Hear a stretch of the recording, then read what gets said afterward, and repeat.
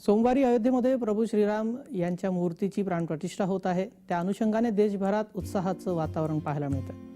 अहमदनगर शहरामध्ये देखील प्रभू श्रीराम लल्लाच्या आगमनानिमित्ताने दिल्ली गेट परिसरामध्ये भव्य 51 फूट प्रतिमा लावली जाणार आहे।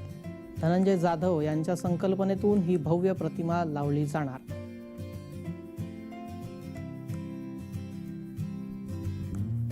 सुमारे 500 वर्षानंतर प्रभू श्रीराम आपल्या अयोध्येतील मंदिरामध्ये विराजमान होत आहे आणि हा सर्व देशवासियांसाठी एक आनंदाचा क्षण आहे।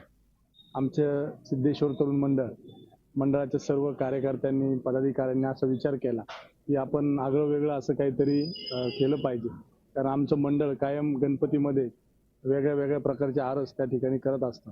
त्याच्यामुळं एक 51 फुटी प्रभू श्रीरामांचं होर्डिंग त्या ठिकाणी करायचं आमचं ठरलं आणि येत्या 22 तारखेला आम्ही ते दिल्ली गेट येथे लावणार आहोत।